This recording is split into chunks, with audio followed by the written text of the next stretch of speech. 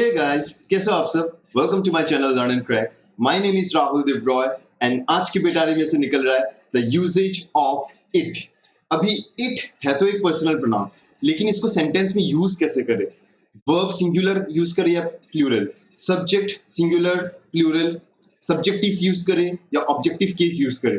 No all this type of concept जो it के around play करता है, तो ये डिटेल्स में सब कुछ समझ लेंगे, क्योंकि ये बहुत ही ओवरलुक्ड कुछ कंसेप्ट है इट के अराउंड जो रोटेट करता है, जो हम जनरल लाइफ में गलती से या गलत कह के निकल जाते हैं, लेकिन एग्जाम्स पर्सपेक्टिव से अगर आप सोचने जाओ तो आपका मार्क्स कट जाएगा. ठीक है, तो B with me till the end of the video, क्योंकि छोटा वीडियो है, ज्यादा लंबा वीडियो नहीं है, तो जल्दी जल्दी हम लोग कॉन्सेप्ट समझ जाएंगे, तो आगे चल के इट रिलेटेड कोई प्रॉब्लम नहीं होगा. ठीक है, तो let's begin.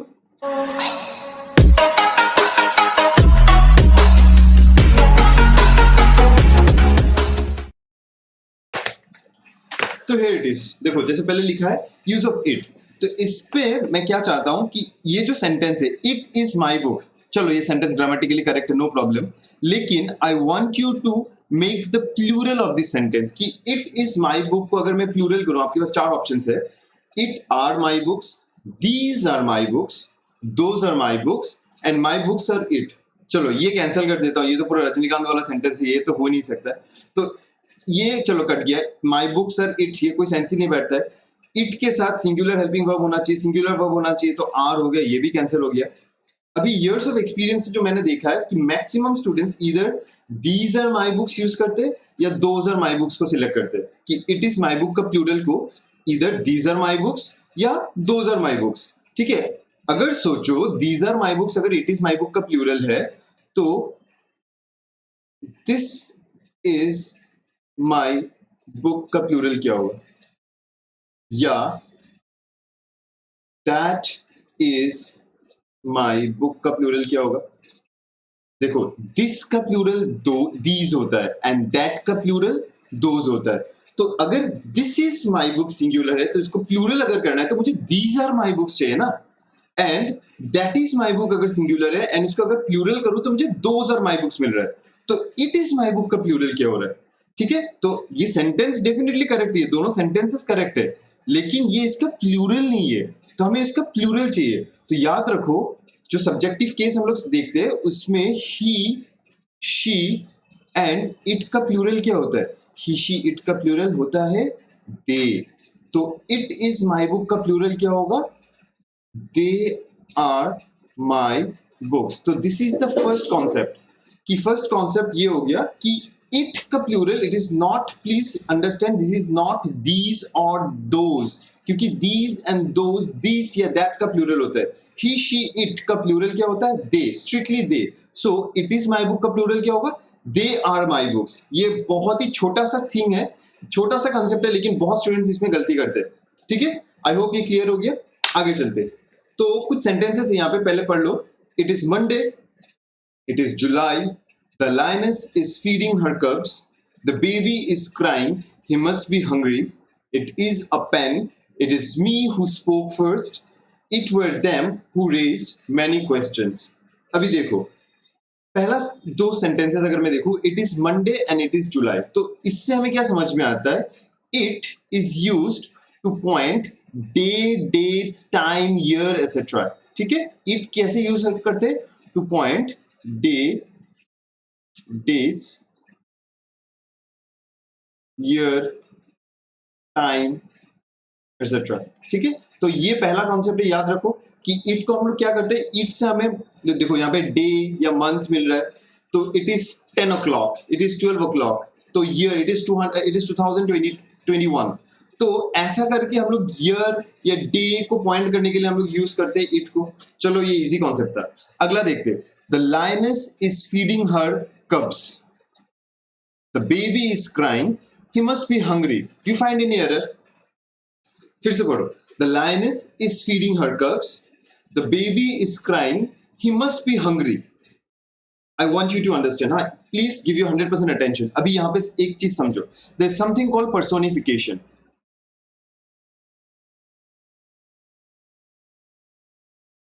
Now, what is personification? देखो, मैंने यहाँ पे लिख दिया.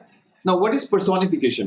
Personification वो चीज होता है जो कभी कोई चीज जो इंसान नहीं होता है लेकिन उनमें हम लोग इंसान वाले फीलिंग्स नो इन करने का कोशिश करते हैं, उनमें हम लोग इंसानों वाले फीलिंग्स देने का कोशिश करते हैं।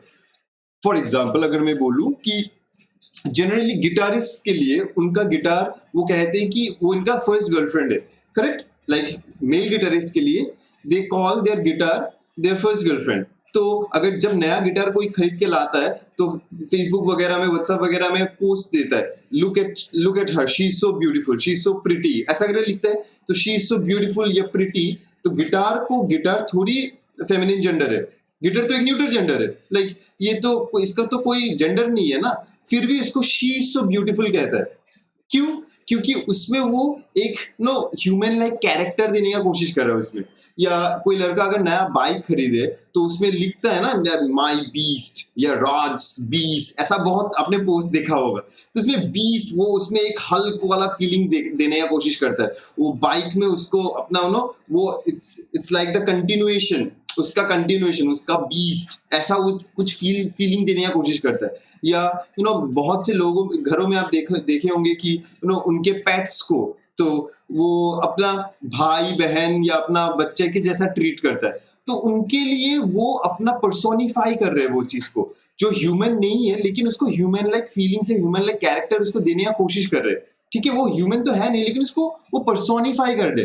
ठीक है, दिस इज पर्सोनिफिकेशन। लेकिन जनरल ग्रामर में आप पर्सोनिफिकेशन थोड़ी यूज करोगे कि the Orthodox rule of grammar what it says. देखो द लायनेस है क्या, लायनेस तो एक एनिमल है, तो एनिमल्स के लिए we do not use his और हर, क्योंकि एनिमल्स के लिए वी यूज इट।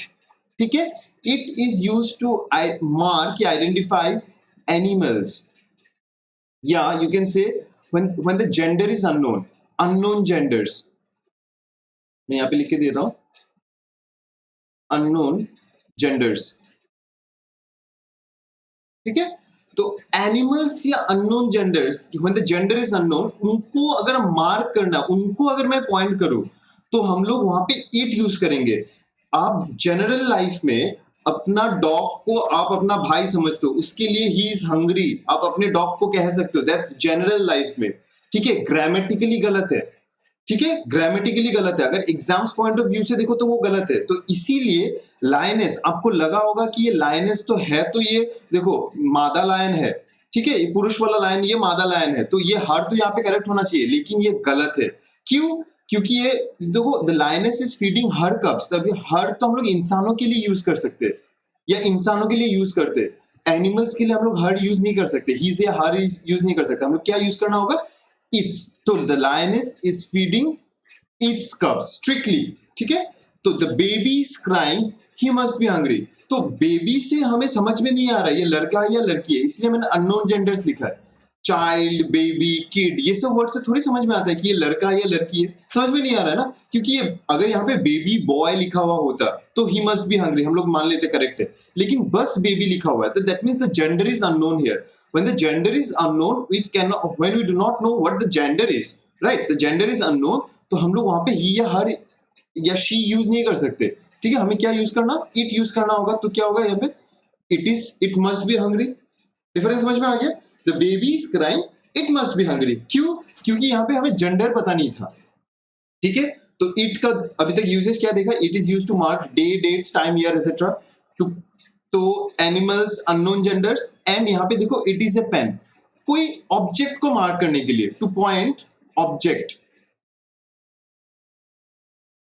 ठीक है, टू पॉइंट ऑब्जेक्ट्स हम लोग इट यूज कर सकते हैं। Animals, unknown genders and objects के लिए देखो पेन जैसे एक ऑब्जेक्ट है, तो ऑब्जेक्ट को पॉइंट कर रहे हैं, इट इज अ पेन, तो ये एक पेन है, तो पेन को पॉइंट कर रहे हैं, इट से हम लोग पॉइंट कर सकते हैं। ऑफ कोर्स कोई टेंशन नहीं है। आगे चलते, it is me who spoke first, तो यहाँ पे आके इट का मैक्सिमम गलती करते हैं स्टूडेंट्स, देखो कैसे, it is me who spoke first, it were them who raised many questions. याद रखना, it is followed by a singular helping verb। ठीक है, a singular helping verb, and इसका आगे चल के वो एक सब्जेक्टिव केस फॉलो करेगा, ऑब्जेक्टिव केस नहीं। ठीक है, if you do not know the difference between subjective case and objective case, जैसे ही हो गया सब्जेक्टिव केस तो इसका ऑब्जेक्टिव केस हो जाएगा हिम। ठीक है, समझ में आ गया डिफरेंस। जैसे आई हो गया सब्जेक्टिव केस, इसका उसका ऑब्जेक्टिव केस हो जाएगा मी, जो ऑब्जेक्ट की जगह बैठ रहा है। ठीक है, आई हमेशा सब्जेक्ट की जगह बैठेगा एंड मी ऑब्जेक्ट की जगह बैठेगा। तो ऑब्जेक्ट की जगह यूज हो रहा है तो वो ऑब्जेक्टिव केस हो रहा है, सब्जेक्ट के लिए यूज हो रहा है या सब्जेक्ट की जगह यूज हो रहा है वो सब्जेक्टिव केस हो रहा है। ठीक है, ठीक है, जैसे वी हो गया, आस हो जाएगा ऑब्जेक्टिव केस, वी अगर सब्जेक्टिव केस तो आस हो जाएगा ऑब्जेक्टिव केस, ऐसे यूज होता है। ठीक है, तो इसीलिए इट हमेशा सब्जेक्टिव केस को मार्क करता है, तो इसीलिए हम लोग कहते हैं it is used as a dummy subject. ठीक है, dummy subject. Now dummy subject का मतलब क्या है?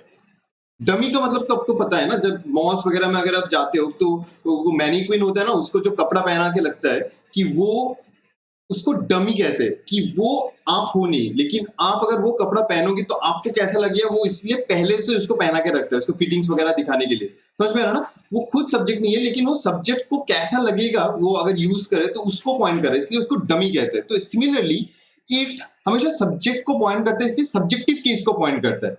तो इट के बाद देखो, जैसे यहाँ पे इज हो गया तो सिंगुलर हेल्पिंग वर्ब, चलो कोई टेंशन नहीं है। लेकिन ये क्या है, मी। अभी मैंने यहाँ पे दिखाया आप लोगों को कि आई अगर सब्जेक्टिव केस है तो उसका ऑब्जेक्टिव केस क्या होगा, मी। तो मी ऑब्जेक्टिव केस है एंड आई सब्जेक्टिव केस है, तो इसीलिए इट हमेशा सब्जेक्टिव केस को पॉइंट करता है। देखो यहाँ पे ये गलती करता है, आपने बहुत देखा होगा कि बाइक्स के पीछे या ऑटोज के पीछे या गाड़ीज के पीछे लोग बहुत स्वैग से ऐसे एक हुडी वाला चेहरा लगा के यो इट्स मी करके एक लिखते हैं ना, कोई बहुत ही स्वैग वाला इट्स मी करके ऐसा स्वैग करके एक हुडी वाला चेहरा होता है, आप समझ सकते होंगे। तो वो एक्चुअली गलत है, there is nothing called its me. हम लोग जब कभी कभी फोन उठा के भी बोलते हैं ना, या इट्स मी राहुल स्पीकिंग, ये गलत है, इट्स नॉट इट्स मी। बचपन से इतना गलत बोलते आए कि अभी सही बोलोगे तो कैसा अटपटा सा लगेगा। ये क्या होगा, इट्स आई होगा।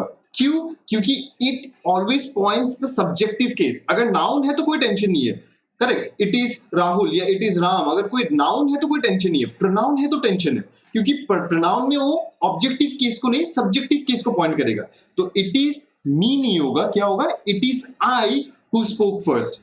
सिमिलरली इट वेयर नहीं होगा, क्योंकि इट के बाद हमेशा सिंगुलर वर्ब आता है, तो इट वेयर के बजाय इट वाज। अभी दे हो गया, अभी दे हो गया सब्जेक्टिव केस, उसका ऑब्जेक्टिव क्या है, देम। तो इसका सब्जेक्टिव केस क्या होगा, इट वाज दे होगा हु रेज्ड मेनी क्वेश्चन। ये वही लोग थे जो बहुत ही सवाल उठा रहे थे, it was they who raised many questions. समझ में आ गया आपको कैसे यूज करते इट को? तो पहला यूज तो यहाँ पे देखो, जैसे इट मैंने दिखा दिया था कि उसका प्लूरल फॉर्म कैसे होता है, प्लूरल फॉर्म दे के साथ होता है। नेक्स्ट आ गया two, it marks day, dates, year, time etcetera. फिर पर्सोनिफिकेशन का कंसेप्ट समझा आप लोगों को कि कैसे ये ह्यूमन नहीं होके भी उनको ह्यूमन लाइक कैरेक्टर्स देते हैं। फिर animals, it is used to mark animals, unknown genders and objects, तो इसीलिए लायनेस इज फीडिंग। इट्स कब होगा, ग्रामेटिकली अगर मैं जाऊं, ठीक है। Next the baby is crying, it must be hungry, grammatically. Next it is a pen, जैसे ऑब्जेक्ट को मार्क कर रहा है। नेक्स्ट इट इज आई, क्योंकि it as a dummy subject use हो रहा है तो इट हमेशा सब्जेक्टिव केस को पॉइंट करेगा, तो it is I who spoke first, it was there who raised many questions. ठीक है, तो ये हो गया तुम्हारा इट का कॉन्सेप्ट। और एक चीज जो बहुत लोग कंफ्यूज करते हैं, इट्स अपना प्रोनाउन फॉर्म है, लेकिन जो कभी कभी स्टूडेंट्स इट्स को आई टी एपोस्ट्रोफी एस लिख देते हैं, ये इट्स हो गया इट इज। ठीक है, it is Ram, it is को हम लोग शॉर्ट फॉर्म में आई टी एपोस्ट्रोफी एस देके लिखते हैं। ठीक है, तो इट्स एंड इट्स में डिफरेंस समझ लो एंड इसको गलती मत करो। ठीक है, तो दिस वाज इट। अगर आपको मजा आया तो please subscribe to my channel and share it with your friends and family, जो भी है। तो I see you in the next video. ऐसे ही मजेदार कॉन्सेप्ट्स हम लोग डिस्कस करेंगे जल्दी जल्दी, एंड बहुत कुछ सीखने को मिलेगा आप लोगों को। ठीक है, thank you so much, keep learning.